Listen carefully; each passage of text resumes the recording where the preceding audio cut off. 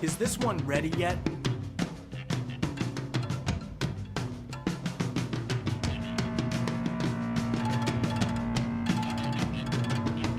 He said no. This one needs more time. So I brought up the bottom line again, and he looked at me with that drawn, slanty expression that he saves for particularly nagging topics like money, dissatisfied mainframes, or world domination. Brace's ear was starting to twitch, and I noticed his hand was reaching into his pouch, so I politely turned away while he fixed his pattern.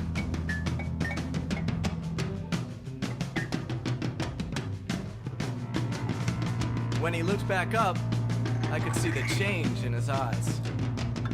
"Oh, and by the way," I said, "there's water."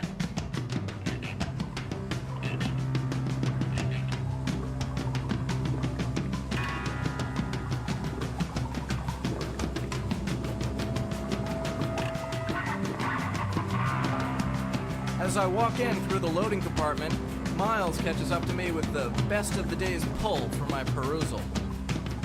The grains are fine, but they lack the rich burgundy color of the fresh ore that we used to obtain in great abundance from this waning site. Miles, eagerly awaiting my reply, turns and runs when my forehead begins to break out in thorns. My displeasure is difficult to hide because of the new medication.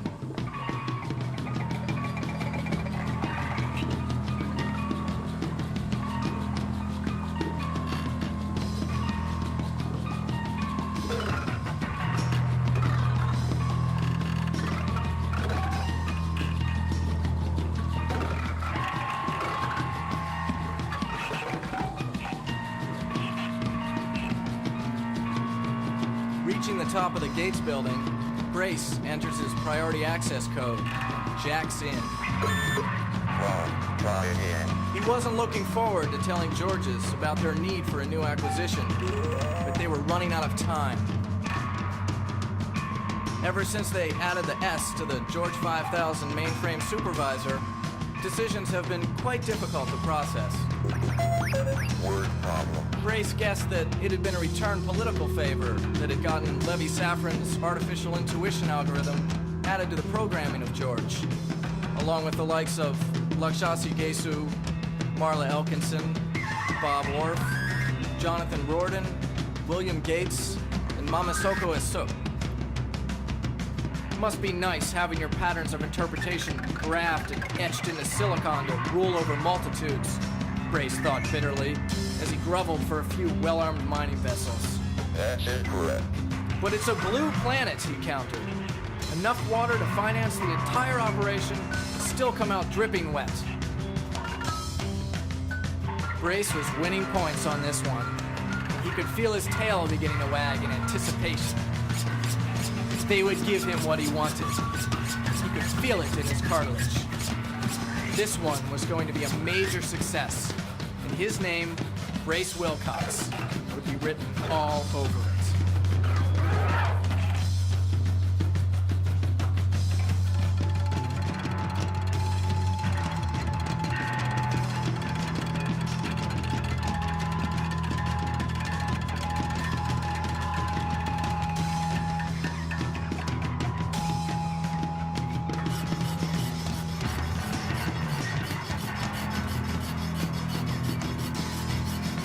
I was busy sharpening my teeth when a message came through from Brace.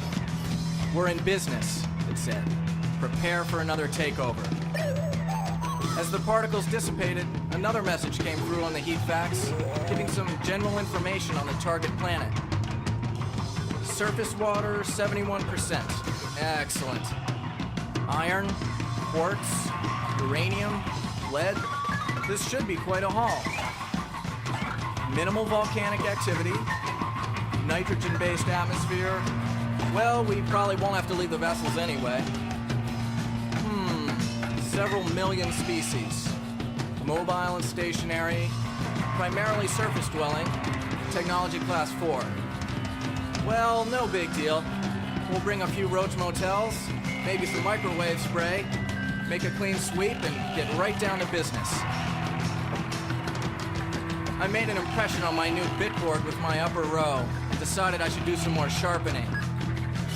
Always pays to come prepared in case I have to chew somebody's ass out. That Miles character would be a good candidate. I'd like to see what his flesh would taste like with a little preparation.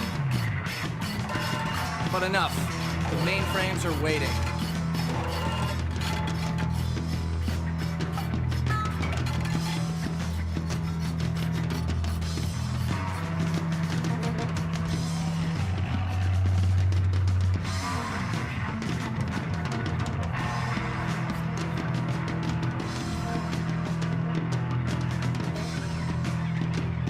Our deceleration was quick, and that made it pretty uncomfortable for those of us who had to stay conscious through the whole process. The other crew members should be coming out of stasis just about now.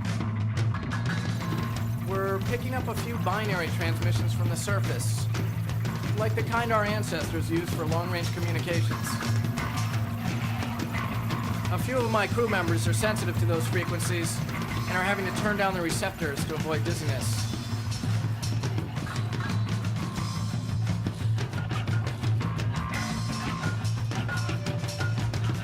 Good. This is consistent with our information about the technology level of the dominant land species. We should have no trouble asserting our right to utilize this planet.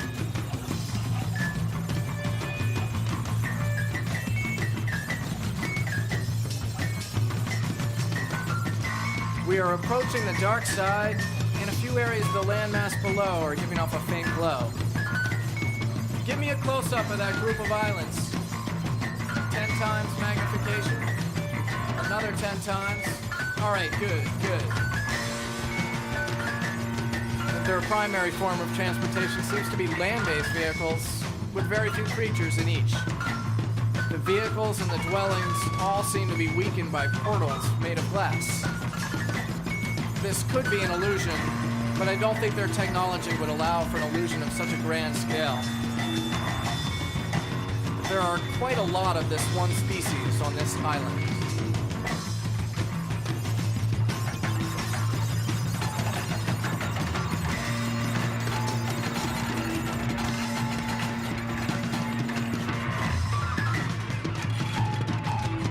All right, send down a sonic bomb to take out the glass, and then spray them. Maybe later we can put down a few motels for the stragglers.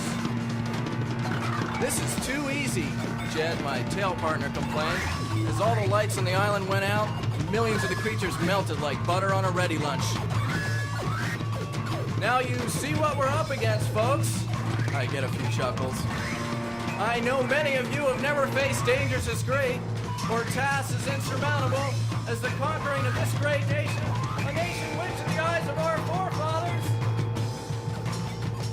I was getting more than a few inkjets and coffee mugs thrown in my general direction, so I gave up on my great commander routine and issued orders to make some concentric orbits, sending down the sonic bombs and following up with microwave spray.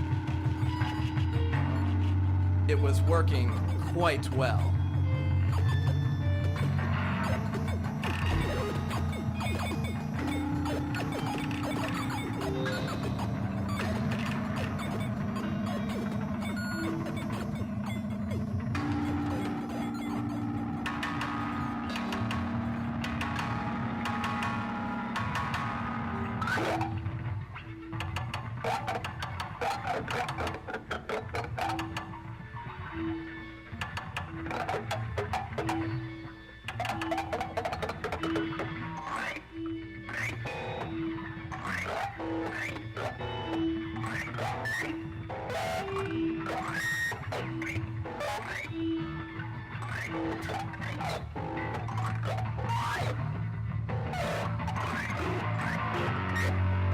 The hydrometer showed that our vacuum orb, almost the size of this planet's moon, was almost full, and we have only just finished emptying the largest of the oceans.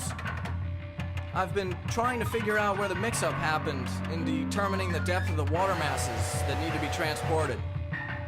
Luckily, the actual figures will put us farther in the blue than we expected, so this particular game of Pass the Buck has been a bit more lighthearted than last time.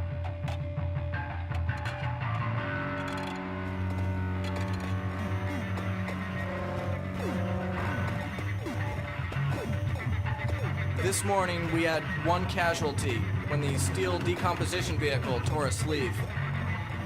One crew member got shredded ply fiber caught in his gills and could not be saved. The others were exposed to the planet's atmosphere, which seems to have done them no harm, but the smell was horrendous, and they have been transported back to the main ship for observation. Other than the fact that we will have to make a return trip for the rest of the water, we are right on schedule.